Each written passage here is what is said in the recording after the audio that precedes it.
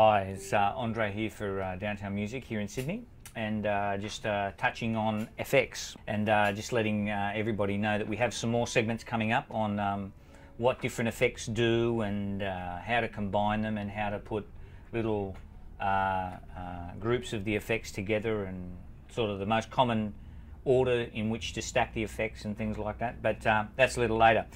In this segment here I just want to touch on just a very basic explanation to a lot of guys that might be starting out there, just the differences, because they've probably heard the term stomp box, or they've heard the term multi-effects unit or whatever, and I just want to give you just a bit of a brief, just a real brief simple rundown, the differences there.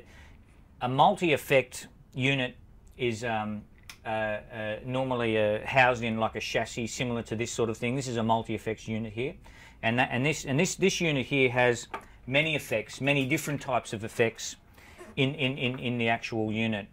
Now, the benefits of having many types of effects in a unit are the fact that, one, it's quite compact, and these things can be quite small and compact.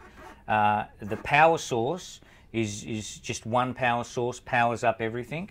The other thing is the fact that you can make lots of settings and parameters on the different effects, and you can take like a global snapshot of that sound or that patch, so to speak, and that so they're programmable. You know what I mean? And they'll store and edit parameters like that.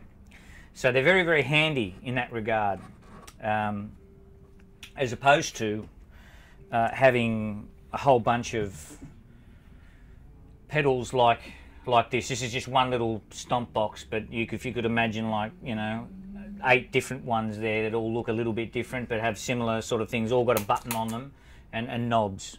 And what these are is these are individual effects, and the sort of the upside of having individual effects is, generally speaking, like most of the drives, for example, are an all analog signal path, which a lot of purist guitar type guys, they really dig that.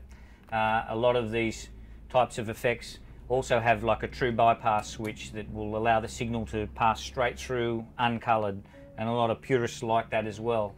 The other thing too is you can have different brands and different shapes and sizes and different types of effects, and you can have your own pedal board with all these on it, and you can chop and change it, and you can say you don't like this one anymore, and you can buy another one that does the same sort of thing but does a little different.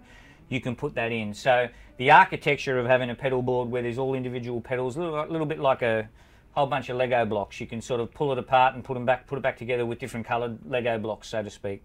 Whereas the multi-effects unit, for example, this one here is a TC Electronics Nova system. Well, the reverb in here and the chorus and the drive, they're all TC effects, and you can't, and the architecture of this is it's closed. It is what it is, you know what I mean? So that's the difference there is in a general way. I think I've probably babbled on a little too long, but the difference between a multi-effect and individual effects. Okay, so we'll plug in a few and have a listen.